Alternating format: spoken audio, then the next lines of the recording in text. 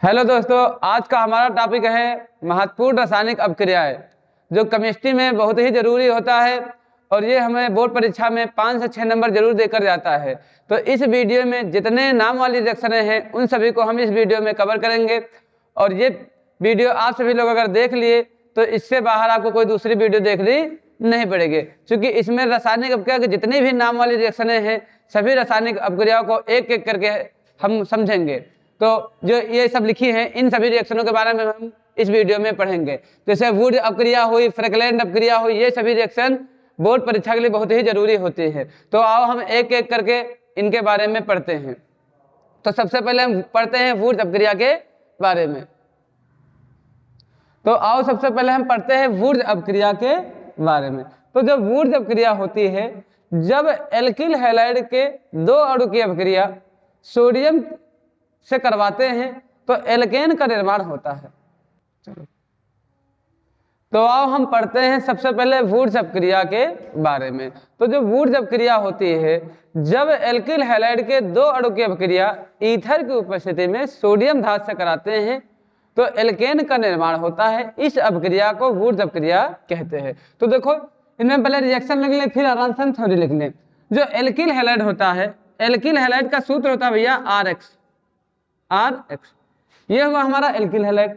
इसकी अपक्रिया हम करवाएंगे सोडियम धातु से। सोडियम का मतलब Na, सोडियम मतलब Na। उपस्थिति यहाँ रहेगी ईथर की, उपस्थिति रहेगी ईथर की। तो देखो अगर ये नाम वाली रिएक्शन है तो कुछ चीजें फिक्स होती हैं, लेकिन फिर भी हम आपको कुछ टिप्स बताते हैं जिससे आपको कोई भी रिएक्शन करने में बहुत आसानी होगी। देखो अगर एक ही तरफ तुम्हारा Na हो और एक ही तरफ कभी X परमाणु हो, X का मतलब होता है हेलोजन परमाणु और हेलोजन परमाणु का मतलब क्लोरीन ब्रोमीन, तो कभी ये हो तो हमेशा Na के साथ में X लगा दिया करो। तो देखो अगर Na के साथ में हमारा X लग गया तो बन गया क्या चीज, NaX इधर बना दी। तो R अकेला बचा, R अकेला रह नहीं सकता है क्योंकि यहाँ X लगा था, R के मान कंप्लीट है नहीं। तो यहाँ हमें यहाँ गुणा कितने से कर दे 2, तो R हमारे कितने हो गए 2, तो यहाँ R एक ही थे तो हम यहाँ गुणा R कितने कर दे 2। अब ये कैसा हो जाएगा, संतुलित, और इसे ही हम कहते हैं भैया एल्केन। अब देखो रासायनिक अपक्रिया की ये निशानी होती है, जितने परमाणु तत्व इधर होने चाहिए उतने ही परमाणु इधर होने चाहिए। तो देख रहे हैं जब 2 से गुणा कर रहे हैं तो R 2 हो गए, तो R तो यहाँ 2 हो गए हैं, लेकिन जो X हमारा है 2X, लेकिन यहाँ X एक ही है तो हम गुणा कितने से कर देंगे 2 से, तो X भी 2 हो गए और Na भी 2 हो गए। तो यहाँ भी Na कितने होने चाहिए, 2 होने चाहिए, तो हम गुणा कितने से कर दे 2 से। तो ये हमारी हुई पूरी रिएक्शन। ये हमारा हुआ एल्किल हैलाइड, इसे कहते हैं R से होता है भैया एल्किल और X से होता है हैलाइड। ये हुआ हमारा सोडियम धातु, सोडियम धातु। देखो थ्योरी में ये रिएक्शन आप लिख दो, फिर थ्योरी इतनी जरूरी नहीं होती है। थ्योरी जो हम करते हैं यही लिखना होता है। देखो हम इसमें किए क्या है कि एल्किल हैलाइड की अपक्रिया ईथर की उपस्थिति में किससे करवाए हैं, सोडियम धातु से कराए हैं, तो एल्केन का निर्माण हुआ है। ये अपक्रिया वुड्स अपक्रिया कहलाती है। तो यही लिख दो, जब एल्किल हैलाइड की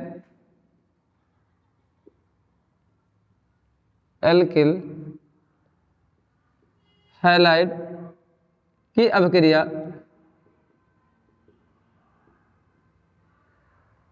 ईथर की उपस्थिति में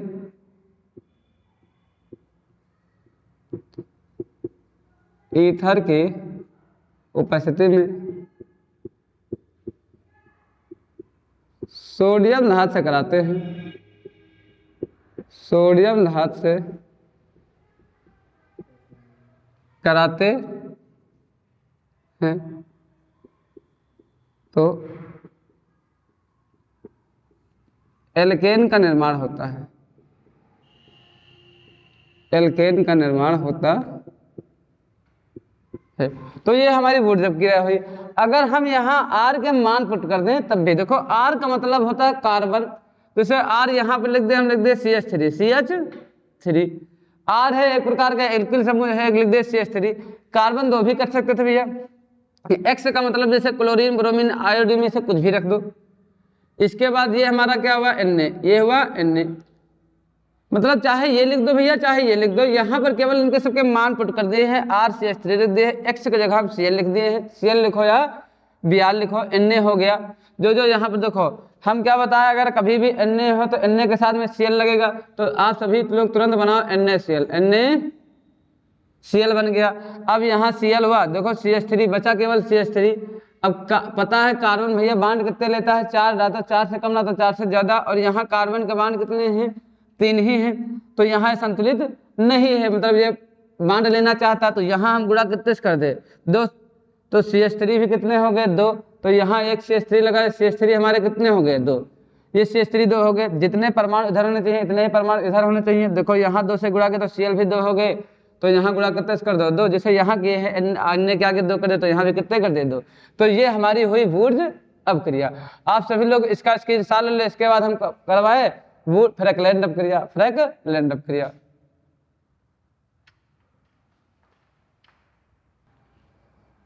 तो ये हमारी वुर्ज अपक्रिया हुई। अब हम करवाएंगे फ्रैकलैंड अपक्रिया के बारे में।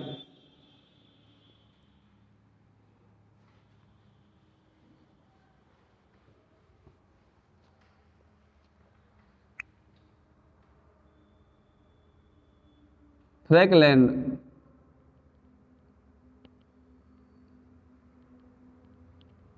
फ्रैकलैंड अपक्रिया। तो जैसे वुर्ज अपक्रिया होती है, ठीक उसी प्रकार क्या होती है, फ्रैकलैंड अपक्रिया होती है भैया। देखो यहाँ पर आप मेथिल क्लोराइड ले लो या एथिल क्लोराइड ले लो या प्रोपिल क्लोराइड ले लो, कोई भी क्लोराइड ले लो, ठीक। क्लोराइड जैसे हम ले लिए क्या चीज, मेथिल क्लोराइड।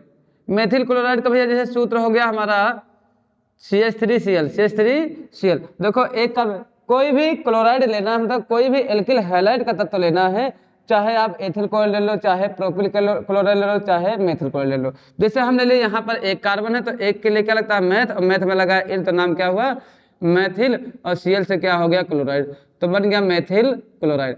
तो मेथिल क्लोराइड जैसे वहां वुर्ज अपक्रिया में हम सोडियम धातु से कराते हैं, तो यहाँ हम भैया करवाते हैं Zn, जिंक धातु से।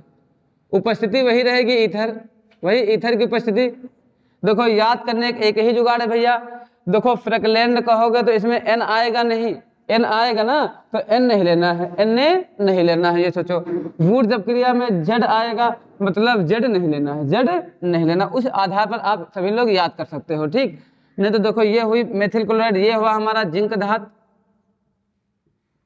यहाँ ZnCl2। देखो ZnCl2 क्या बनता है, Zn पर 2 प्लस होता है, तो अगर Zn के साथ में Cl जुड़ेगा तो Cl कितने जुड़ेंगे, 2, तो ये बन जाता है ZnCl2। तो यहाँ पर हम देखें CH3 अकेला बचा है, तो CH3 अकेला रह नहीं सकता है, क्योंकि इसके बांड कंप्लीट नहीं, क्योंकि कार्बन बांड लेता है 4, ना तो 4 से कम ना तो 4 से ज्यादा।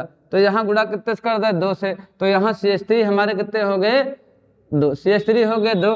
देखो 2 Cl हो गए, तो Cl भी वहां 2 है, Zn यहाँ 1 था, यहाँ भी कितना है, Zn 1। तो जो किए हैं बस केवल वही थ्योरी लिखनी होती है। जब मेथिल क्लोराइड की अपक्रिया, जब मेथिल क्लोराइड, अब भैया देखो विद्या में मेथिल क्लोराइड हो चाहे एथिल क्लोराइड, कोई भी क्लोराइड हो, मतलब कोई भी हेलोजन परमाणु हो, चाहे ब्रोमाइड हो, कोई दिक्कत उससे नहीं। जब मेथिल क्लोराइड की अपक्रिया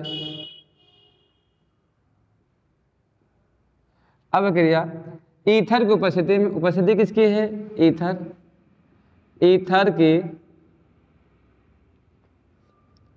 उपस्थिति में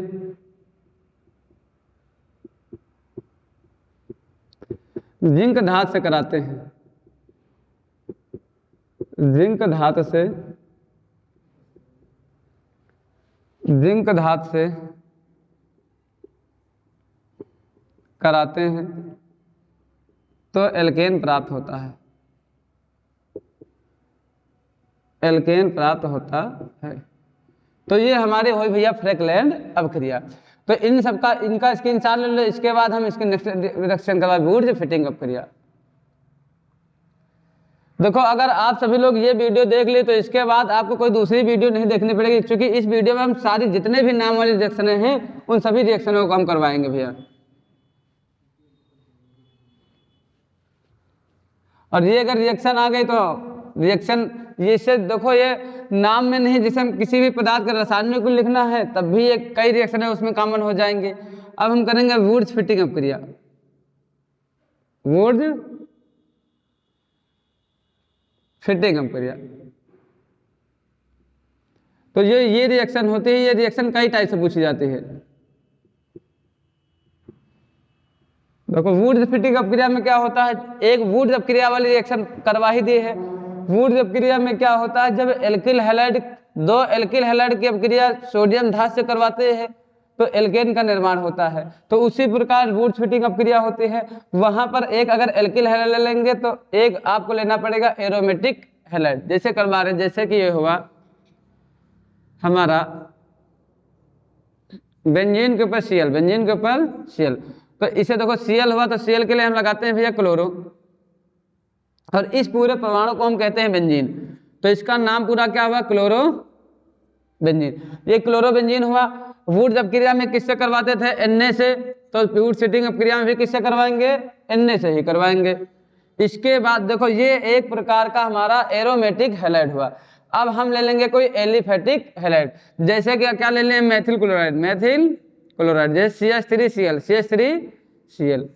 तो जब हम यहाँ CH3Cl लेंगे तो हम देखो जब रिएक्शन करवा रहे तो हम आपको एक बात बताते हैं कि भैया अगर एक ही तरफ आपको Na दिखाई पड़े और एक ही तरफ Cl दिखाई पड़े तो सबसे पहले बना लिया करो आप NaCl, NaCl। तो देखो ये हमारा क्या बन गया, NaCl, NaCl बन गया। यहाँ पर देखो Cl कितने थे, एक Cl और दो, और जबकि यहाँ Cl कितने थे, एक, तो यहाँ गुणा कितने से कर देंगे, दो से, क्योंकि Cl यहाँ भी करने हैं दो। जितने परमाणु इधर होने चाहिए उतने ही परमाणु इधर होने चाहिए। तो यहाँ हम गुणा कितने से कर दे, दो से, क्योंकि Na उधर कितने हो गए थे, दो। अब देखो यहाँ Na दो तो यहाँ भी Na दो हो गए, यहाँ Cl एक Cl दो Cl, तो यहाँ भी Cl कितने हो गए, दो Cl हमारे हो गए। लेकिन अब हमारा बचा क्या चीज, ये बचा हमारा बेंजीन। अब बेंजीन से यहाँ Cl हटा तो कोई परमाणु जुड़ेगा ना, और यहाँ से देखो CH3 से Cl हट गया तो CH3 भी किसी से जुड़ना चाहेगा। तो इसी बेंजीन के ऊपर हमारा क्या आ जाता है, CH3, और इसे हम कहते हैं भैया टॉलुइन, इसे कहते हैं टॉलुइन। यहाँ उपस्थिति रहती है शुष्क ईथर की, शुष्क ईथर भैया, चाहे इसे टॉलुइन कह दो, चाहे देखो अगर ऊपर मेथिल लगा, एक कार्बन के लिए मैथ लगाते हैं, मैथ, एक कार्बन कहीं में लगा है भैया तो मैथ, मैथ में लगा है इल तो नाम क्या हुआ, मैथिल, और ये पूरा क्या हुआ, बेंजीन, तो इसे हम मैथिल बेंजीन भी कह सकते हैं। तो ये रिएक्शन भैया अगर वुड फिटिंग रिएक्शन के नाम से नहीं आई तो आपको चाहे क्लोरोबेंजीन बनाने की विधि आए तो उसमें जब रासायनिक गुण आएगा तब भी यही लिख देंगे, चाहे आ जाए मेथिल क्लोराइड का रासायनिक गुण तब भी यही लिख देंगे, रासायनिक गुण वो भी लिख देंगे। और सबसे ज्यादा ये वुड फिटिंग अपक्रिया के नाम से पूछी जाती है, और नहीं तो पूछी जाती है कि आप क्लोरोबेंजीन से टॉलुइन कैसे प्राप्त करेंगे। जो रिएक्शन है पूछी जाती है 5 नंबर में कैसे आप प्राप्त करेंगे, तो यही किया जाता है कि क्लोरोबेंजीन से आप टॉलुइन कैसे प्राप्त करेंगे। तो हम जितना करवाए भाई यही लिख देना है कि जब क्लोरोबेंजीन की अपक्रिया मेथिल क्लोराइड तथा सोडियम धातु से करवाते हैं तो हमें टॉलुइन प्राप्त होता है। बस केवल यही रिएक्शन इसमें थे। देखो महत्व इस रिएक्शन का, इस थ्योरी को बना के आराम से इसी से लिखना है। देखो जो जो किए हैं उसको लिखना होता है। जब क्लोरोबेंजीन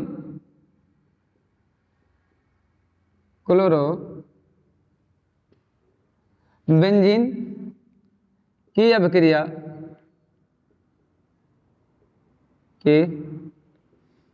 अपक्रिया शुष्क ईथर की उपस्थिति में, शुष्क ईथर की उपस्थिति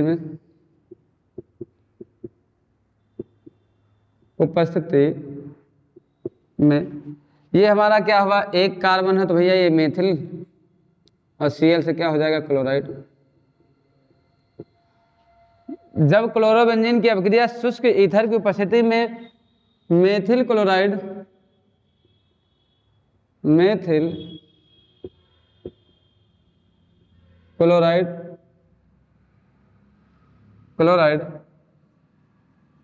तथा Na क्या हुआ, सोडियम, Na हुआ सोडियम धातु से कराते हैं, सोडियम धातु से कराते हैं तो टॉलुइन प्राप्त होता है, टॉलुइन प्राप्त होता है। इस अपक्रिया को वुड फिटिंग अपक्रिया कहते हैं। तो इसका स्क्रीनशॉट भैया आप सभी लोग ले लो।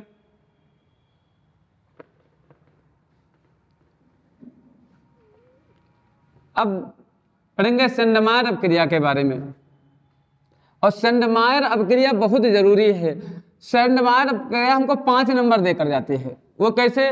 जब हमारा पूछा जाएगा क्लोरोबेंजीन बनाने की विधि, क्लोरोबेंजीन की बनाने की विधि, तो हम वहां कौन सी अपक्रिया लिखेंगे? सेंडमायर अपक्रिया को ही लिखते हैं। चाहे आ जाए सेंडमायर अपक्रिया भैया। अब देखो क्लोरोबेंजीन बनाने की विधि बोर्ड परीक्षा के लिए बहुत ही जरूरी है। ये 5 नंबर पूछी जाती है। आप क्लोरोबेंजीन कैसे, क्लोरोबेंजीन बनाने की प्रयोगशाला विधि रासायनिक गुणधर्म सहित लिखिए। तो बनाने की विधि में यही लिख करेंगे, सेंडमायर अपक्रिया। सेंडमायर अपक्रिया, सेंडमायर अपक्रिया भैया एक प्रकार की क्लोरोबेंजीन बनाने की विधि है। तो जब हम बेंजीन के ऊपर N2Cl, बेंजीन के ऊपर N2Cl, इसको हम Cu2Cl2 की उपस्थिति में, या ले लो HCl, क्या ले लो? HCl की उपस्थिति में लगभग में 60 डिग्री सेल्सियस टेम्परेचर पर जब गर्म करते हैं, देखो इसका नाम कैसे लिखा जाता है? अगर बेंजीन के ऊपर N लगा तो उसके लिए लगाते हैं एजोनियम। देखो ये हमारा क्या हुआ? बेंजीन। ये नीचे वाला हमारा हुआ बेंजीन। बेंजीन के ऊपर N लगा है तो N के लिए एजोनियम। तो N कितने लगे हैं? 2, तो 2 के लिए diazonium, benzene diazonium. और Cl से हमारा क्या हो गया? क्लोराइड। देखो ये नाम अगर पता होता है तो जो थ्योरी लिखनी होती है उसमें आसानी हो जाती है। देखो ये बेंजीन डाइजोनियम क्लोराइड को जब Cu2Cl2 की उपस्थिति में 60 डिग्री सेल्सियस टेम्परेचर पर गर्म करते हैं, 60 डिग्री सेल्सियस टेम्परेचर पे गर्म करते हैं, तो हमारा भैया बनता है क्लोरोबेंजीन। क्लोरोबेंजीन, बेंजीन के ऊपर Cl, बेंजीन के ऊपर Cl। देखो Cl से क्या हो गया हमारा? क्लोरो, और नीचे वाला क्या है? बेंजीन। तो ये हमारा क्या बन गया? क्लोरोबेंजीन। अब देखो इधर हमारा बचा क्या चीज है? यहाँ पर N कितने बचे हैं? 2, तो हमारा ये क्या हो गया? N2 मतलब नाइट्रोजन गैस, नाइट्रोजन गैस मुक्त हो जाती है, नाइट्रोजन गैस। तो हमारा चाहे क्लोरोबेंजीन बनाने की विधि है, और चाहे आ जाए सेंडमायर अपक्रिया, या आ जाए बेंजीन डाइजोनियम क्लोराइड से आप क्लोरोबेंजीन कैसे प्राप्त करेंगे, तो यही रिएक्शन कर देंगे। अब इनमें देखो थ्योरी क्या लिखेंगे कि जब benzene diazonium chloride, benzene die azonium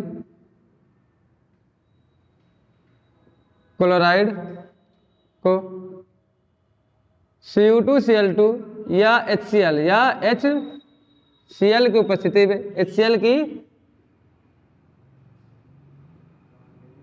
उपस्थिति में 60 डिग्री सेल्सियस टेम्परेचर ताप पर गर्म करते हैं, तो हमारा बना क्या चीज? क्लोरोबेंजीन। तो क्लोरोबेंजीन प्राप्त होता है, क्लोरोबेंजीन प्राप्त होता है तथा नाइट्रोजन गैस मुक्त होती है, तथा नाइट्रोजन गैस मुक्त होती है। ये हमारी हुई सेंडमायर अपक्रिया। इनका स्क्रीनशॉट ले लो।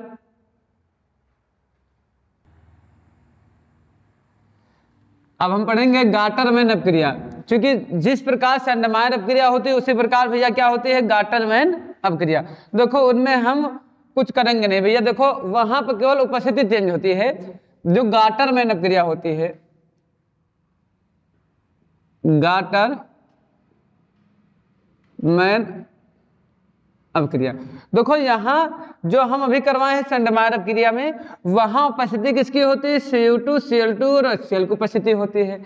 जबकि जब हम गाटरमैन अपक्रिया करेंगे तो वहां केवल उपस्थिति किसकी होती है? कॉपर। केवल उपस्थिति किसकी होती है? कॉपर की होती है और HCl की उपस्थिति होती है। और साथ में इसको हम क्या कर देते हैं, गर्म। इसे क्या कर देते हैं, गर्म जब कर देंगे तो जितने जो चीज यहाँ बना था सेंडमायर अपक्रिया में, वही चीज यहाँ भी बनेगा, बेंजीन के ऊपर Cl, बेंजीन के ऊपर Cl, और यहाँ क्या निकल जाएगा हमारा नाइट्रोजन गैस। बस केवल यहाँ उपस्थिति, केवल क्या किया था, सेंडमायर उपस्थिति CO2 Cl2 की उपस्थिति में क्लोरोबेंजीन को गर्म किए थे, जबकि जो गाटरमैन थे वो कॉपर और HCl की उपस्थिति में इसको बेंजीन डायजोनियम क्लोराइड को गर्म किए थे, बाकी बना वही परमाणु था। तो अब यहाँ चेंज कर देंगे केवल यही चीज Cu। जब बेंजीन डायजोनियम क्लोराइड को CuHCl की उपस्थिति में 60 डिग्री सेल्सियस टेम्परेचर पे गर्म करते हैं तो क्लोरोबेंजीन प्राप्त होता है। देखो यहाँ टेम्परेचर का फिक्स नहीं था, मान लीजिए गर्म करते हैं ताप पर, एक ताप में गर्म करते हैं तो क्लोरोबेंजीन प्राप्त होता है तथा नाइट्रोजन गैस मुक्त होती है। तो ये हमारी हुई गाटरमैन अपक्रिया। ये भी क्लोरोबेंजीन बनाने की एक विधि है। तो चाहे क्लोरोबेंजीन बनाने की विधि आ जाए और चाहे आ जाए गाटरमैन अपक्रिया, तो उसमें यही लिख देना है। तो आप इसका स्क्रीनशॉट ले लो भैया।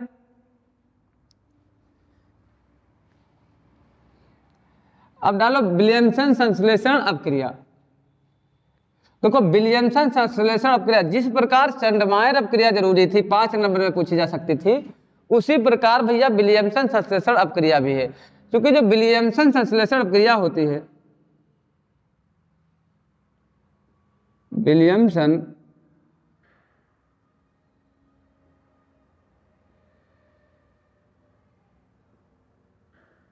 संश्लेषण अपक्रिया, चाहे आ जाए हमारा विलियमसन संश्लेषण अपक्रिया और चाहे आ जाए ईथर बनाने की विधि, ईथर बनाने की विधि दोनों में वही लिखी जाती है। और जब हमारी पूछी जाएगी ईथर बनाने की विधि रासायनिक गुणधर्म सहित लिखिए, तो हम जब ईथर का निर्माण करेंगे तो निर्माण किससे करेंगे, विलियमसन संश्लेषण अपक्रिया द्वारा। विलियमसन संश्लेषण विधि भी इसे कह सकते हैं। तो देखो जब, और चाहे आ जाए एल्किल हैलाइड का रासायनिक गुण, जब हम पहला चैप्टर पढ़ते हैं एल्किल हैलाइड तो वहां रासायनिक गुण में ये पढ़ते हैं। देखो हमारा ये होता है alkyl halide, alkyl halide.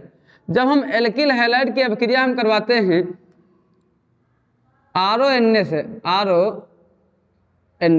RONA को हम भैया कहते हैं, देखो Na से क्या हुआ, सोडियम,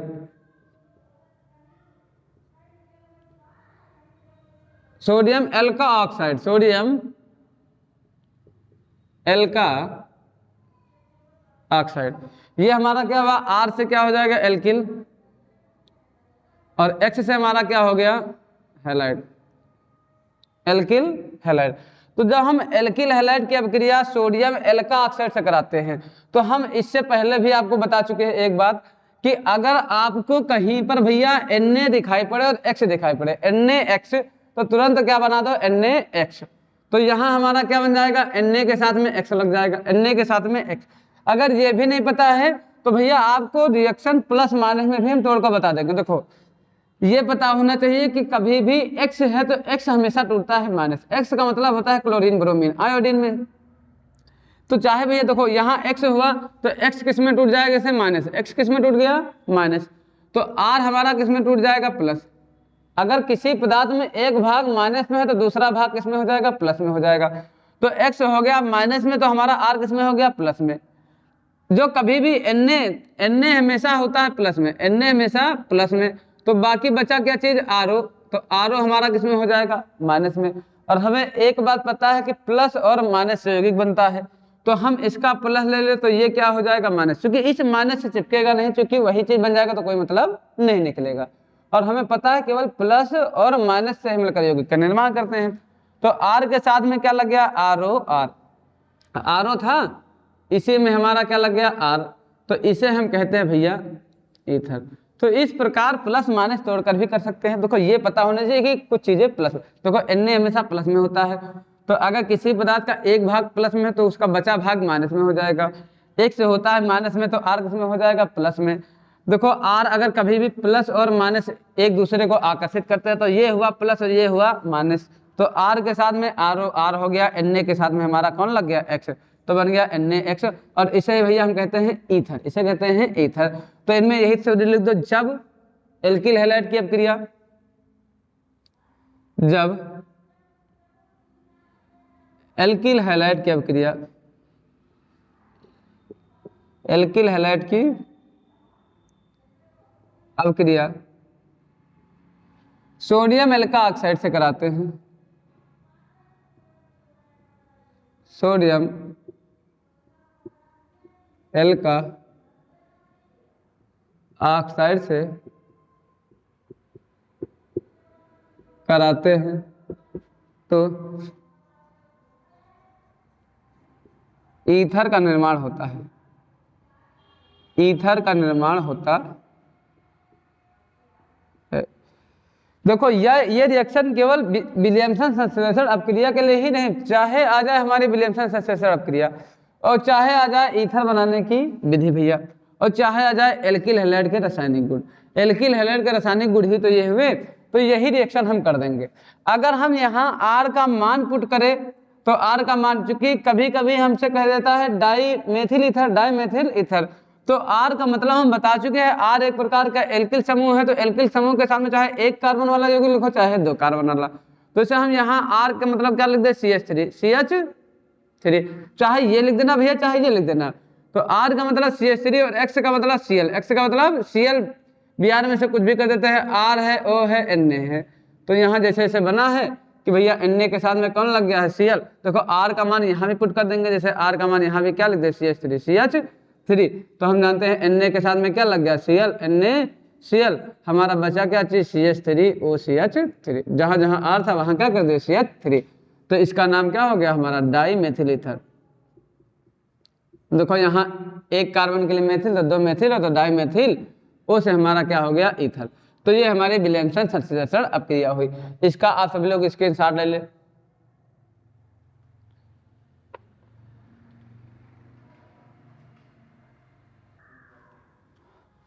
तो अब डालो भैया केनिजारो अपक्रिया। ये भी रिएक्शन भैया बहुत जरूरी, चूंकि ये भी कभी कभी जब हम पढ़ेंगे मेथिल एल्कोहल का निर्माण, तब यही केनिजारो अपक्रिया होती है, केनिजारो अपक्रिया।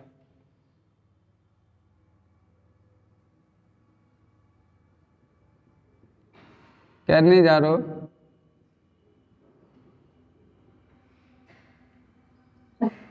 केनिजारो अपक्रिया में क्या होता है, फार्मेल्डिहाइड, फार्मेल्डिहाइड, देखो ये हमारा हुआ फार्मेल्डिहाइड HCHO, इसे कहते हैं भैया हम फार्मेल्डिहाइड।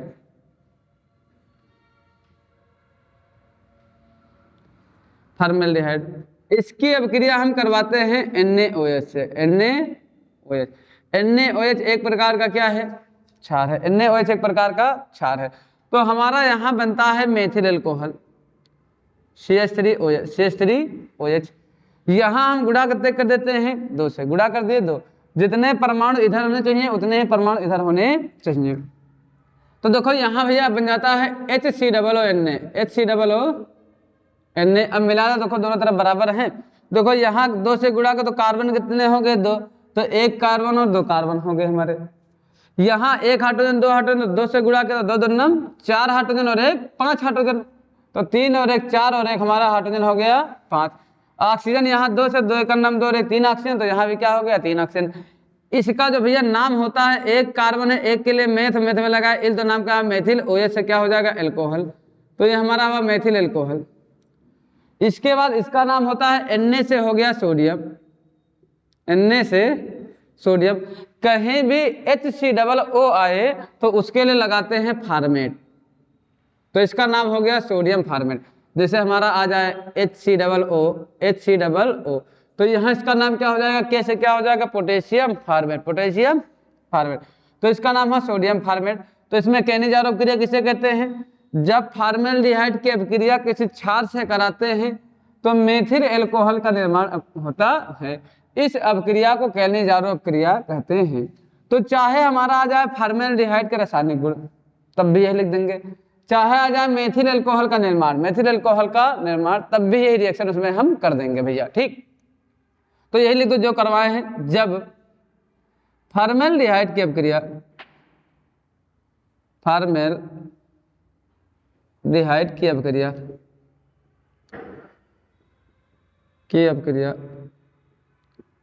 किसी क्षार से कराते हैं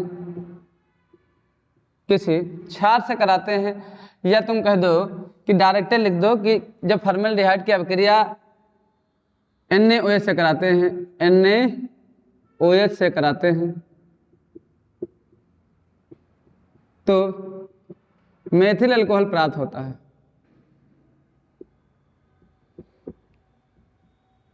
मेथिल अल्कोहल प्राप्त होता है। इस अभिक्रिया को कैने-जारो अभिक्रिया कहते हैं। तो आप इनका स्क्रीनशॉट ले लो। तो हम पढ़ेंगे कार्बिल एमीन अभिक्रिया के बारे में। तो जो चाहे आ जाए हमारी कार्बिल एमीन अभिक्रिया और चाहे आ जाए आइसोसाइनाइड परीक्षण, आइसोसाइनाइड परीक्षण दोनों में एक ही होगा। तो कार्बिल एमीन अभिक्रिया का है आइसोसाइनाइड परीक्षण, इसे आइसोसाइनाइड परीक्षण भी कह सकते हैं भैया, आइसोसाइनाइड परीक्षण, आइसोसाइनाइड परीक्षण भी इसे ही कहते हैं। तो देखो कार्बिल एमीन अभिक्रिया क्या होती है, जब एमीन की अभिक्रिया क्लोरोफॉर्म, जब किसी एमीन की अभिक्रिया क्लोरोफॉर्म तथा किसी क्षार से कराते हैं तो आइसोसाइनाइड, एल्किल आइसोसाइनाइड प्राप्त होता है। इस अभिक्रिया को कार्बिल एमीन अभिक्रिया कहते हैं।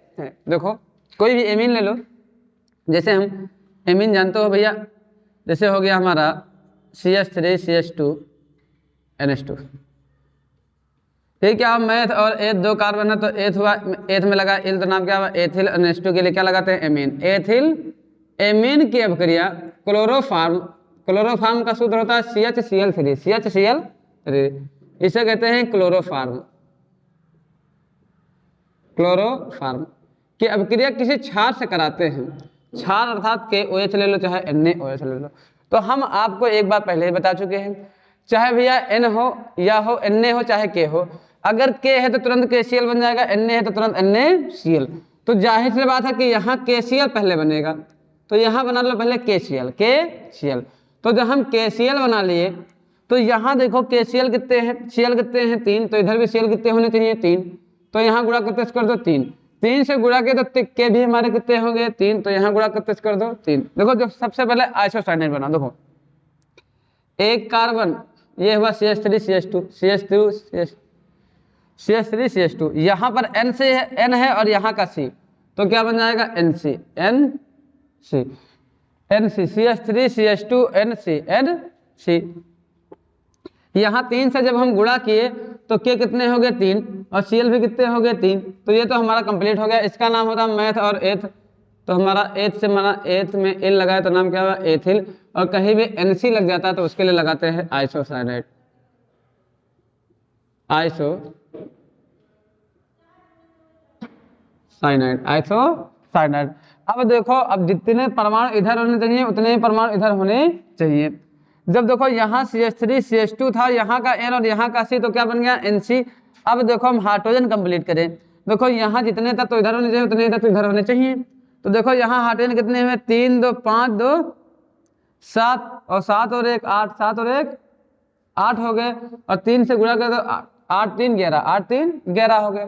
तो देखो यहाँ पर हम देखें हाइड्रोजन कितने हैं 3 2 5, 3 2 5, मतलब 3 2 5 हाइड्रोजन है तो 11 हाइड्रोजन है, तो 11 हाइड्रोजन इधर भी होने चाहिए, लेकिन इधर हाइड्रोजन कितने हैं 5, तो इधर 6 हाइड्रोजन की कमी है। तो हाइड्रोजन भैया जैसे हम लिख दें H2O और यहाँ गुणा करते कर दें 3 से, जब हम 3 से गुणा कर देंगे तो 3 दूनी 6, 3 दूनी 6 हाइड्रोजन हो गया। अब ऑक्सीजन देखो 3 कन्नन 3 ऑक्सीजन, तो 3 कन्नन 3 ऑक्सीजन हो गए। तो ये हमारी होती है कार्बिल एमीन अभिक्रिया। जब एथिल एमीन की अभिक्रिया क्लोरोफॉर्म और किसी क्षार से कराते हैं तो एथिल आइसोसाइनाइड प्राप्त होता है, आइसोसाइनाइड प्राप्त होता है। इस अभिक्रिया को कार्बिल एमीन अभिक्रिया कहते हैं। इसे आइसोसाइनाइड भी परीक्षण भी कहते हैं। आइसोसाइनाइड परीक्षण इस प्रकार याद करना कि देखो यहाँ बनता क्या चीज है आइसोसाइनाइड, इसीलिए इसे क्या कहते हैं आइसोसाइनाइड परीक्षण कहते हैं। चाहे आ जाए एमीन के रासायनिक गुण तब भी यही लिख देंगे भैया, ठीक। अब इनकी थ्योरी जो करवा है यही लिख दो कि जब एथिल एमीन की अभिक्रिया, एथिल एमीन, जरूरी नहीं कि एथिल एमीन लो चाहे जो एमीन ले लो, जब एथिल एमीन की अभिक्रिया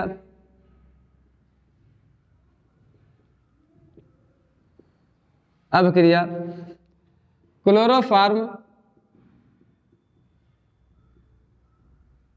क्लोरोफॉर्म तथा किसी क्षार से कराते हैं तो एथिल आइसोसाइनेट प्राप्त होता है। तो एथिल आइसोसाइनाइड प्राप्त होता है, आइसोसाइनाइड प्राप्त होता है। इस अभिक्रिया को कार्बिल एमीन अभिक्रिया कहते हैं तथा इस जो रिएक्शन है इसे आइसोसाइनेट परीक्षण भी कहते हैं। तो इसका आप सभी लोग स्क्रीनशॉट लें, इसके बाद दूसरी रिएक्शन करवाएं। तो अब डालो डार्जन अभिक्रिया हमारी हुई, डार्जन अभिक्रिया। और ये अभिक्रिया भैया देखो नाम से नहीं, ये रासायनिक गुण में भी हमारे काम आएंगी और जैसे आ जाए आइसोसाइनेट बनाने के भी तब भी आएंगे। तो अगर ये आप पूरा अच्छे से तैयार कर लिए तो केमिस्ट्री में जितनी भी रिएक्शनें होती है उनमें आप सभी लोगों को कोई दिक्कत नहीं होगी भैया। तो हम डालें डार्जन अभिक्रिया, डार्जन अभिक्रिया, डार्जन अभिक्रिया। तो जो डार्जन अभिक्रिया होती है ये एक प्रकार का एल्कोहल का रासायनिक गुण है, एल्कोहल का रासायनिक गुण है। कोई भी एल्कोहल ले लो, जैसे हम ले लिए CH3 CH2OH, CH2 और OH, इसकी अभिक्रिया हम जब करवाते हैं SOCl2 से, SOCl2। देखो ये हुआ एक कार्बन, दो कार्बन, दो के लिए लगाते हैं एथ भैया, और एथ में लगा इल तो नाम क्या हुआ एथिल, और OH से क्या हो जाएगा एल्कोहल। अगर इन सबका नामकरण करने में दिक्कत हो रही है तो भैया इससे पहले हमने एक IPSC की वीडियो बना रखी है, IPSC नामकरण, तो उसको जाकर देख ली। चूंकि अगर ये नामकरण अच्छे से पता है तब थ्योरी लिखने में आसानी हो जाएगी। तो जैसे ये हुआ हमारा एथिल एल्कोहल, इसे कहते हैं thionyl, thionyl chloride, thionyl chloride. तो कहीं SOCl2 है ना तो इसे कहते हैं थायोनिल क्लोराइड। ये हुआ थायोनिल क्लोराइड भैया। तो जब ये इससे रिएक्शन करता है तो यहाँ हमारा बनता है देखो CH3 CH2। देखो इनमें इधर वाला उत्पाद अगर देखो डार्जन अभिक्रिया तो इनमें ये फिक्स होती है चीजें क्या बनती हैं, लेकिन अगर तुम्हें फिक्स चीजें याद नहीं करनी तो थोड़ा दिमाग लगा लो, उस हिसाब से याद रखो। देखो अगर जितने तुमको तत्व पता हो, जितने तत्व के बारे में पता हो, तत्वों का सूत्र पता हो, उतना रासायनिक अभिक्रिया करने में बहुत ही आसानी हो जाएगी। जैसे देखो यहाँ हमारा CH3 CH2OH हुआ, ये हमारा एक एल्कोहल चैप्टर का है, OH लग जाता है। तो हम एक चैप्टर पढ़ चुके हैं एल्किल हैलाइड, एल्किल हैलाइड। वहां जैसे यहाँ पर OH लगा तो यहाँ पर क्या लगा सकते हैं Cl, यहाँ लगा सकते हैं Cl, क्योंकि ये एक उत्पाद होता है। एक कार्बन, दो कार्बन, तो इसका नाम क्या हुआ एथ में इल लगा तो नाम क्या हुआ, दो कार्बन के लिए एथ लगा थे, एथ में लगा इल, और Cl से क्या हो गया क्लोराइड, एथिल क्लोराइड। अब चाहे हमारी एथिल क्लोराइड बनाने की विधि आ जाएगी तब भी यही लिख देंगे, और चाहे आ जाए एल्कोहल का रासायनिक गुण तब भी यही लिख देंगे, और चाहे आ जाए डार्जन अभिक्रिया तब भी यही हो जाएगी। अब देखो भैया जो जो चीज बचा वो देखो अगर यहाँ CH3 CH2OH था, यहाँ से CH3 CH2 ले और यहाँ से एक Cl ले तो ये हो गया। अब यहाँ देखे बचा हमारा क्या चीज OH यहाँ से बचा है, और यहाँ से SO, और यहाँ से एक Cl, यहाँ से OH बचा है और यहाँ से SOCl बचा है। तो हम जानते हैं कि एक फेमस होगी क्या होता है HCl। तो आप क्या बना लो HCl बन गया। तो यहाँ बचा क्या चीज SO और दो SO2, तो SO2 बन गया हमारा। भाई इसी में जो जो हम करवाए यही लिख दो थ्योरी। जब एथिल क्लोराइड जब एथिल क्लोराइड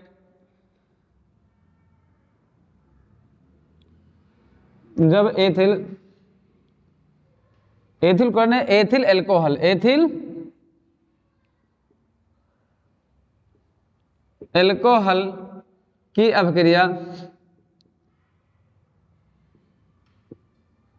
अभिक्रिया थायोनिल क्लोराइड से कराते हैं। यहां उपस्थिति भैया होती है पिराडीन की। जब एथिल अल्कोहल की अभिक्रिया पिराडीन की उपस्थिति में, पिराडीन की उपस्थिति में थायोनिल क्लोराइड से कराते हैं, थायोनिल क्लोराइड से कराते हैं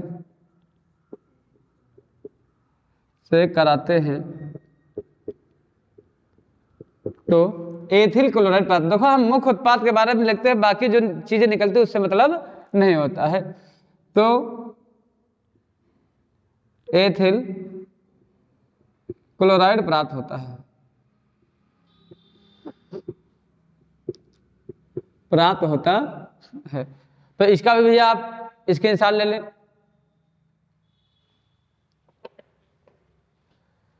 अब हम डालो सीमेंट अपक्रिया। देखो ये सब रिएक्शन है, जैसे हम बता रहे हैं ऐसे बिल्कुल पूछेगा कि डार्जन अपक्रिया किसे कहते हैं, सीमेंट अपक्रिया किसे कहते हैं। ये नाम के साथ साथ में जब रासायनिक गुण लिखेंगे तो उसमें भी हम लिख सकते हैं। जैसे ये रिएक्शन हम एल्कोहल के रासायनिक गुण में भी लिख सकते हैं, क्योंकि यहाँ एल्कोहल और चाहा जाए एल्किल हैलाइड बनाने की विधि। तो अब हम डाल रहे हैं सीमेंट अपक्रिया के बारे में। सीमेंट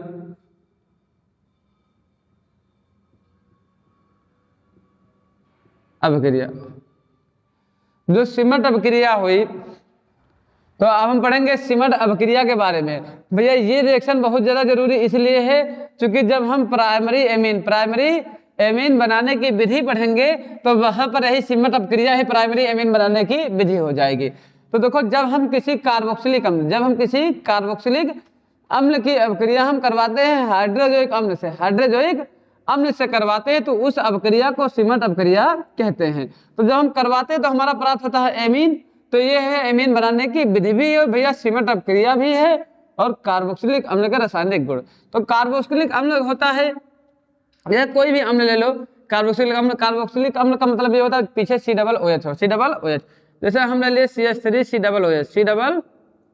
COOH, इसकी अपक्रिया हम करवा दिए N3H से, N3H इसे कहते हैं हाइड्रोजोइक अम्ल,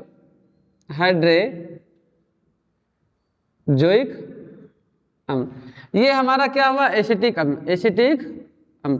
जरूरी नहीं कि भैया एसिटिक अम्ल ही लो, कोई भी अम्ल ले सकते हो, चाहे एथिल जैसे एसिटिक ये पहला सदस्य ले लो, चाहे दूसरा ले लो, चाहे उसमें 3 कार्बन हो, चाहे 4 कार्बन, कोई भी ले लो, वहाँ एसिटिक अम्ल ले लो, आप हाइड्रोजोइक अम्ल ले लो। तो जब यहाँ बनता है तो एमीन बनता है। देखो अगर रासायनिक अपक्रियाएं आपको करनी है तो सूत्र के बारे में जानना बहुत ही जरूरी है। एक होता है एमीन, तो एमीन क्या होता है CH3 के साथ में NH2 लगा होता है, CH3 के साथ में जैसे किसी कार्बन के साथ में क्या लग जाए NH2। जब हम CH3 के साथ में देखो यहाँ CH3 था, यहाँ का एक N ले लिया और यहाँ का एक H और यहाँ का एक H, तो क्या बन गया NH2। अब हम देख रहे हैं कि यहाँ पर N 3 थे, यहाँ पर एक प्रयोग हो गया तो N कितने बचे हैं 2, तो ये क्या बन गया N2।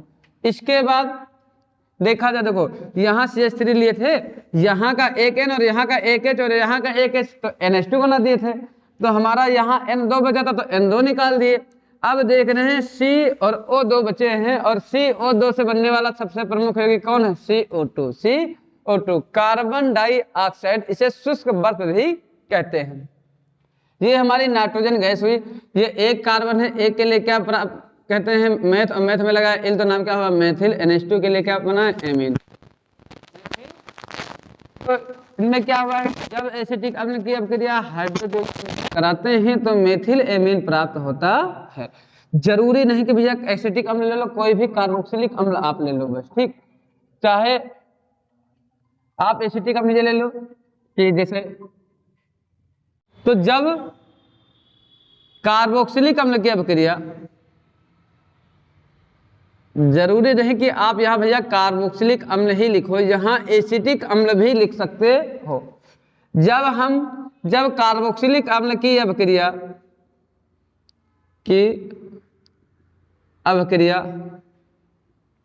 हाइड्रोजोइक अम्ल से कराते हैं,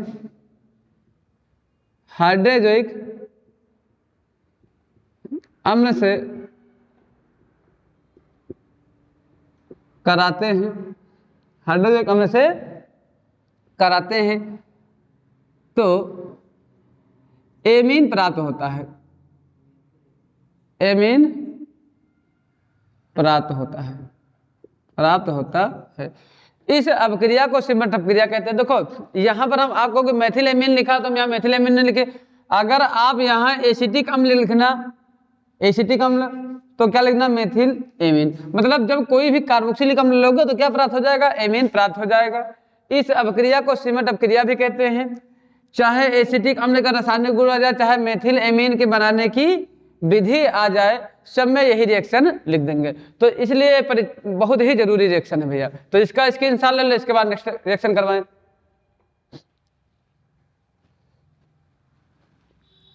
अब जो हम करवाने जा रहे हैं तो भैया ये रिएक्शन तो लगभग 5 नंबर पूछी जाती है। कारण क्या है, जब हमारा पूछा जाएगा एमीन बनाने की विधि, एमीन बनाने की विधि, तो एमीन बनाने की विधि आ जाए और चाहे आ जाए कार्बिल एमीन परीक्षण, कार्बिल हाफमैन ब्रोमाइड, हाफमैन ब्रोमाइड अपक्रिया, दोनों वही हुई। हाफमैन ब्रोमाइड अपक्रिया एक प्रकार की एमीन बनाने की विधि है। एमीन बनाने की विधि आ जाए और चाहे आ जाए हाफमैन ब्रोमाइड अपक्रिया, दोनों में एक ही रिएक्शन होंगे। हाफमैन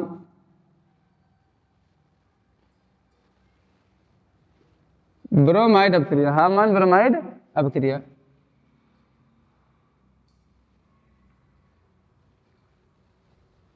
हाफमैन ब्रोमाइड अपक्रिया हुई। ठीक, तो जो हाफमैन ब्रोमाइड अपक्रिया में क्या होता है, जब किसी एमाइड, जब किसी एमाइड, एमाइड में से कोई भी एमाइड ले लो, जैसे हम ले ले CH3, CH2, CONH2, CONH2, ये एक प्रकार का हमारा क्या हुआ, एमाइड,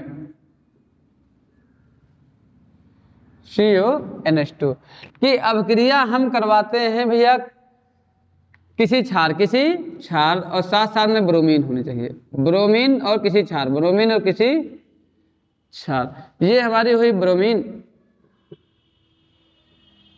और ये हमारा क्या हुआ, एक प्रकार का क्षार। जब हम एमाइड की अपक्रिया ब्रोमीन और किसी क्षार से कराते हैं तो एमीन प्राप्त होता है। इस अपक्रिया को कार्बिल एमीन अपक्रिया कहते हैं। तो सबसे पहले हम बना भैया एमीन। देखो यहाँ पे कितने कार्बन हैं, देखो यहाँ कार्बन की संख्या हमारी कितनी है, 1 कार्बन और 2 कार्बन, तो 2 कार्बन वाला आप बना लो एमीन। CH3 CH2 के साथ में जोड़ दो NH2, CH3 CH2 के साथ में हम जोड़ लिए NH2। यहाँ पर बचा हमारा क्या चीज, यहाँ Br2, यहाँ पर क्या है KOH, तो यहाँ पर बनता है हाफमैन ब्रोमाइड अपक्रिया में K2CO3, और यहाँ हम गुणा कितने से कर देते हैं, 4 से, गुणा कर दिए 4 से, तो यहाँ पर K कितने हैं, 2, और जबकि यहाँ पर K कितने हैं, 4। तो हमें पता, देखो हम एक बात बता चुके कि अगर कभी भी K हो या Cl हो तो K के साथ में क्या लग जाएगा, Br, K के साथ में Br, तो KBr, लेकिन यहाँ Br2 है, यहाँ Br2 है, वहाँ भी Br2 होने चाहिए, तो यहाँ गुणा कितने से कर देंगे, 2 से। अब अपक्रिया को हम क्या कर लिया जाए, संतुलित कर लिया जाए। देखो यहाँ पर कार्बन कितने हैं, 1 carbon, 2 carbon, 3 carbon, total carbon देखो 3 कार्बन, यहाँ 1 कार्बन, 2 कार्बन और 3 कार्बन हो गए। इसके बाद देखो N कितने हैं, 1, तो N यहाँ भी कितना हो गया, 1 हो गया। अब देखा जाए भैया हाइड्रोजन परमाणु हमारा, जो हाइड्रोजन परमाणु हमारा हुआ, तो यहाँ हाइड्रोजन कितने हैं, 3 2 5, 3 2 5 2 7, 5 2 7 4 11, 7 4 7 हुए, 7 4 11, 7 4 11 हो गए। अब देखो यहाँ है कितने, 3 2 5, 3 2 5 2 7, 5 2 7, अर्थात 4 कार्बन की, हाइड्रोजन की कमी है, 4 हाइड्रोजन की कमी है। तो भैया H2 तो इसी प्रकार लिखा जाता है, यहाँ गुणा कितने से कर दो, 2 से, तो क्या हुआ, 2 2 9 4। अब देखो ऑक्सीजन कितने हुए, 1 ऑक्सीजन, यहाँ से 4 का नाम 4 ऑक्सीजन, तो 4 और 1 5 ऑक्सीजन हो गए। यहाँ ऑक्सीजन कितने हैं, 3, इसका मतलब 2 ऑक्सीजन कम है, तो यहाँ लगा दो 2, तो क्या हो गए, 2। तो ये हमारी हुई कार्बिन एमीन अपक्रिया। ये हमारा एक प्रकार का एमाइड हुआ, ये एक ब्रोमीन हुआ, और ये एक क्षार। जरूरी नहीं कि KOH ले लो, NaOH भी आप ले सकते हो। तो ये हमारा 1 कार्बन हुआ, 2 कार्बन हुआ, 2 कार्बन से क्या लिखे, 2 के लिए एथ में लगाए इल, तो नाम क्या हुआ, एथिल, और NH2 के लिए क्या लगा दिए, एमीन। तो ये हमारी हुई कार्बिन एमीन अपक्रिया। और चाहे भैया आ जाए एमीन, एथिल एमीन बनाने की विधि, तो सबसे ज्यादा ये 5 नंबर में इसी तरह पूछी जाती है कि एथिल एमीन बनाने की विधि। तो एथिल एमीन बनाने की विधि में यही रिएक्शन कर देंगे। और चाहे आ जाए कार्बिल हाफ मैन ब्रोमाइड अपक्रिया, हाफ मैन ब्रोमाइड अपक्रिया, तब भी यही रिएक्शन हम उसमें कर देंगे। जो जो किए हैं वही यही लिख दो भैया कि जब एमाइड की अपक्रिया, एमाइड की अपक्रिया ब्रोमीन तथा किसी क्षार से कराते हैं, क्षार से कराते हैं तो एथिल एमीन प्राप्त होता है,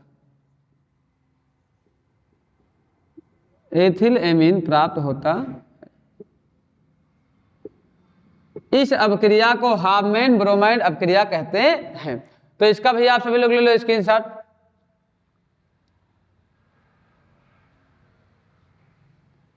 अब हम पढ़ेंगे एल्डोल संघनन। एल्डोल संघनन एल्डिहाइड चैप्टर का एक रासायनिक गुण है भैया। एल्डोल संघनन भी बहुत ज्यादा जरूरी है। एल्डोल संघनन,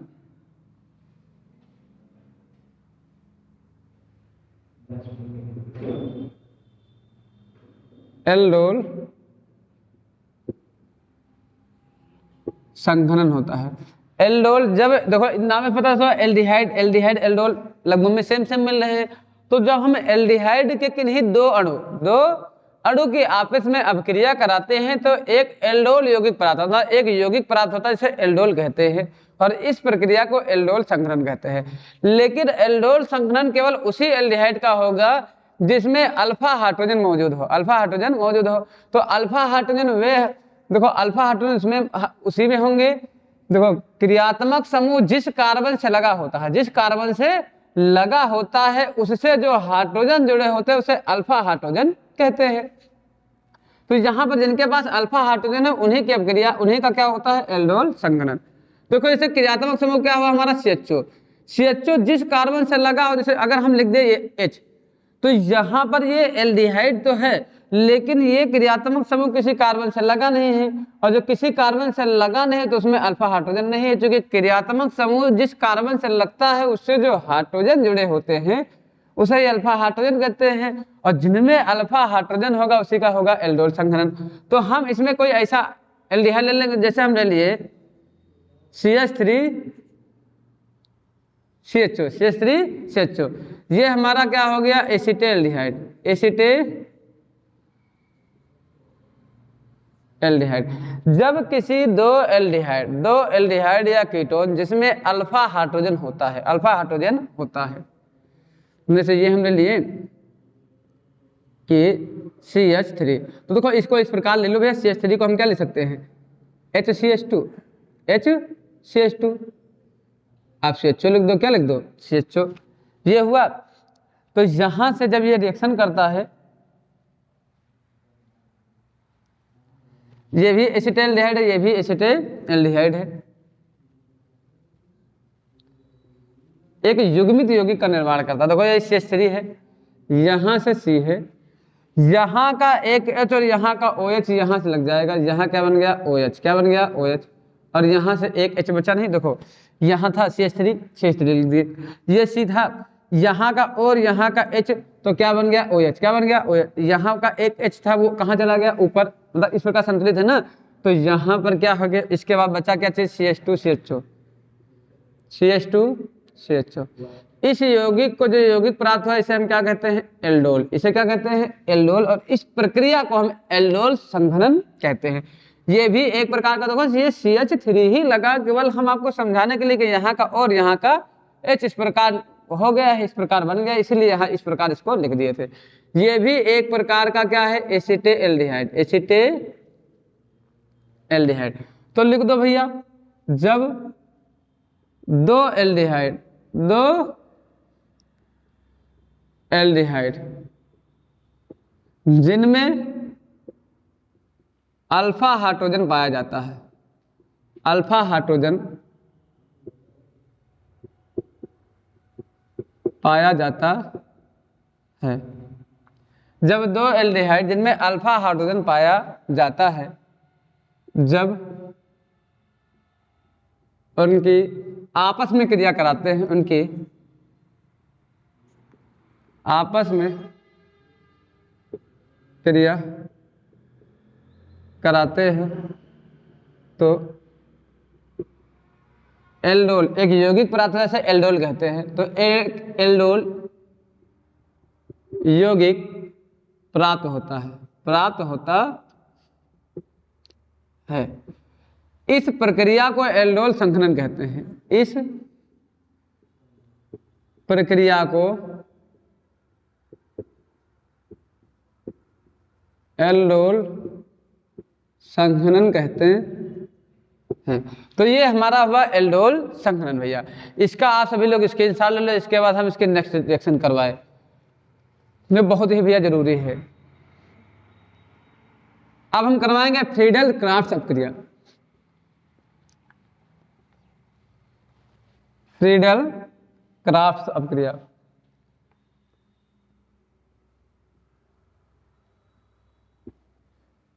फ्रीडल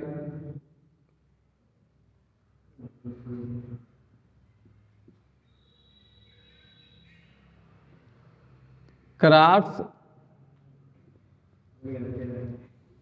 अपक्रिया। तो फ्रीडल क्राफ्ट अपक्रिया जो होती है, जब किसी क्लोरोबेंजीन में से ये हो गया हमारा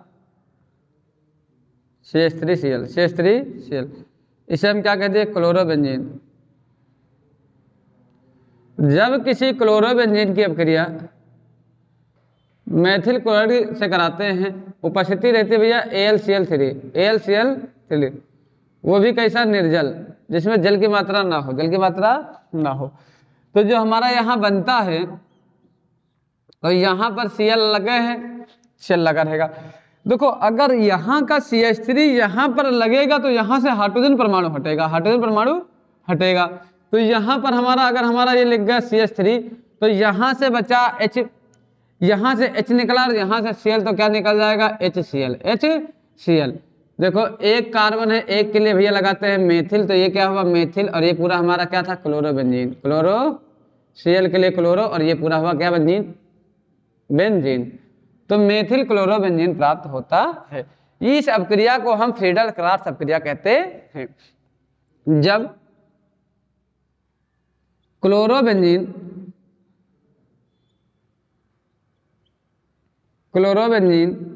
की अपक्रिया AlCl3 की उपस्थिति में मेथिल क्लोराइड से कराते हैं,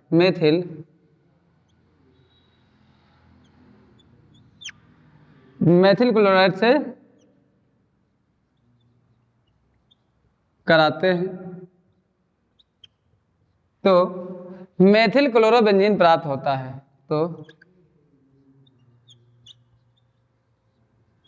मेथिल क्लोरोबेंजीन प्राप्त होता है। देखो यहाँ पर भैया जरूरी ये चीज है कि आप इस रिएक्शन को अच्छे समझो, बस थ्योरी कोई इतना महत्व नहीं है। तो आप सभी लोग इसका स्क्रीनशॉट ले लो, इसके बाद हम इसके नेक्स्ट रिएक्शन करवाएं।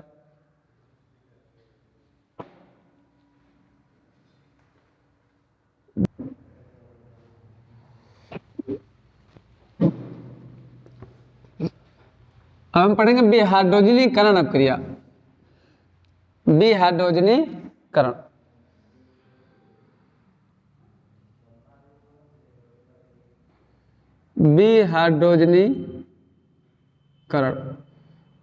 देखो विहाइड्रोजनीकरण एक अपक्रिया होती है भैया। इसके हम नेक्स्ट वीडियो में हम कुछ चीजें बताएंगे, जिससे आपको जितने भी रासायनिक गुण हैं उनको लिखने में आपको कोई दिक्कत नहीं होगी। जैसे कि क्या होता है विहाइड्रोजनीकरण, कोई भी पदार्थ हो उसका आप क्या करवा दो, विहाइड्रोजनीकरण। विहाइड्रोजनीकरण का मतलब बिना हाइड्रोजन का मतलब हाइड्रोजन का निकलना ही विहाइड्रोजनीकरण कहलाता है। तो चाहे जिस कोई तत्व हो उसका क्या करवा दो, विहाइड्रोजनीकरण। मेथिल अल्कोहल का विहाइड्रोजनीकरण, एथिल अल्कोहल का विहाइड्रोजनीकरण।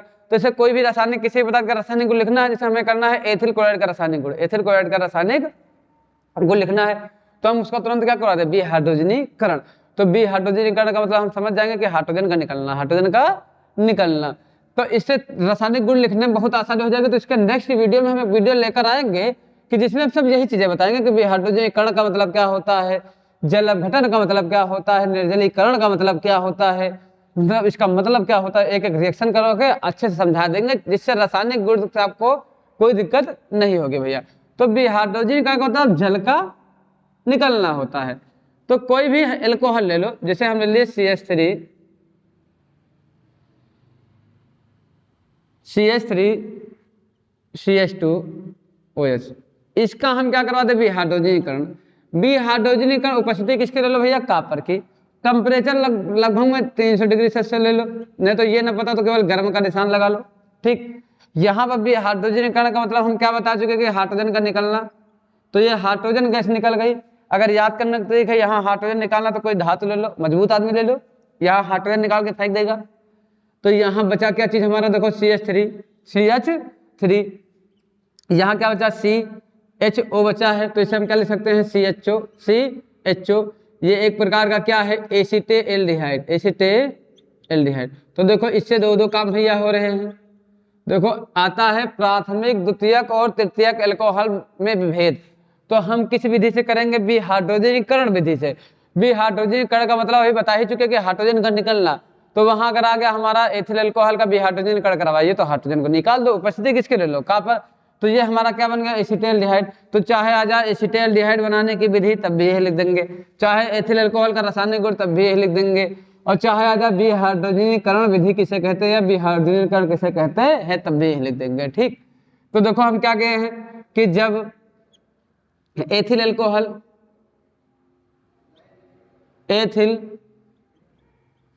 एल्कोहल को Cu की उपस्थिति में, Cu की अगर किसी चीज को दौड़ना है तो गर्म करते हैं भैया, Cu की उपस्थिति में गर्म करते हैं तो एसिटेल्डिहाइड प्राप्त होता है। एसिटेल्डिहाइड प्राप्त होता है। इस प्रक्रिया को बी हाइड्रोजनीकरण अपक्रिया कहते हैं। तो इनका आप भैया ले लो स्क्रीनशॉट। अब हम पढ़ेंगे रायमर टीमन अपक्रिया के बारे में। रायमर टीमन अपक्रिया जो होती है भैया, ये लगभग में हर बार पूछी जाती है रायमर टीमन अपक्रिया। तो कुछ रिएक्शनें होती है जो लगभग में हर बार पूछी जाती है, जैसे हमारी हुई रायमर टीमन अपक्रिया, डार्जन अपक्रियाएं, कार्बिलेमिन अपक्रिया, वुड फिटिंग अपक्रिया। तो ये रिएक्शन लगभग में हर साल पूछी ही जाती है, किसी ना किसी सेट में जरूर पूछी जाती है। तो अब हम पढ़ेंगे रायमर टीमन अपक्रिया के बारे में। रायमर टीमन अपक्रिया, चाहे आ जाए रायमर टीमन अपक्रिया और चाहे आ जाए फिनाल के रासायनिक गुण, फिनाल के रासायनिक गुण वही लिख देंगे भैया। देखो ये होता है फिनाल। फिनाल का मतलब होता है बेंजीन के ऊपर OH, बेंजीन के ऊपर OH, इसे हम कहते हैं फिनाल। ये हमारा हुआ फिनाल। अब फिनाल की अभिक्रिया हम किसी क्षार के OH तथा क्लोरोफॉर्म CHCl3 से कराते हैं, CHCl3 से कराते हैं। तो हमें यहाँ सल्फोल्डिहाइड प्राप्त होता है। यहाँ पर लग जाएगा OH और यहाँ लग जाता है CHO। इसे कहते हैं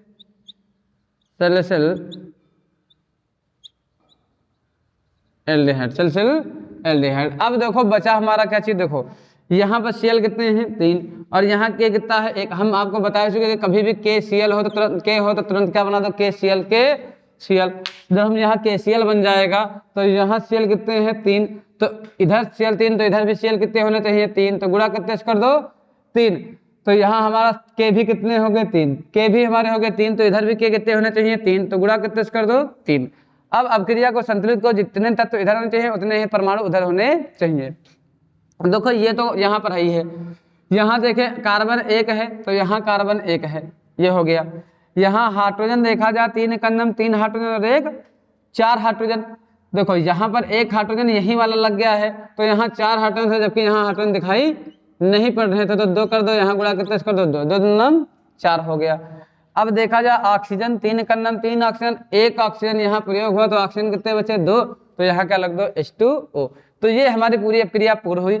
जब फिनाल की अभिक्रिया, ये हमारा हुआ क्लोरोफार्म, क्लोरोफार्म। तो जब हम फिनाल की अभिक्रिया क्लोरोफार्म तथा किसी क्षार से कराते हैं, क्लोरोफार्म तथा क्षार से कराते हैं तो सल्फोनेल्डिहाइड प्राप्त होता है। इस अभिक्रिया को रायमंड टिमन अभिक्रिया कहते हैं। तो जो जो करवाए है वही लिख दो। जब फिनाल की अभिक्रिया, फिनाल की अभिक्रिया किसी क्षार तथा क्लोरोफार्म से कराते हैं, क्लोरोफार्म से कराते हैं तो सल्फोनेल्डिहाइड प्राप्त होता है, सल्फोनेल्डिहाइड प्राप्त होता है। इस अभिक्रिया को रायमंड टिमन अभिक्रिया भी कहते हैं। तो ये हमारी हुई कुछ महत्वपूर्ण रिएक्शन, लगभग में इसमें सभी रिएक्शन कवर हो गई है। अब इससे बाहर आपको कुछ नहीं पढ़ना है। अगर ये आप तैयार कर लिए तो जब बोर्ड परीक्षा में बैठोगे तो आपको जो नाम वाले रिएक्शन आएंगे उनमें कोई दिक्कत नहीं होगी। तो हम इसके नेक्स्ट वीडियो में हम इनका जो जैसे होता है जल अपघटन क्या होता है, निर्जलीकरण क्या होता है, उसके बारे में पढ़ाएंगे। तो आप इसका सभी लोग स्क्रीनशॉट ले लें।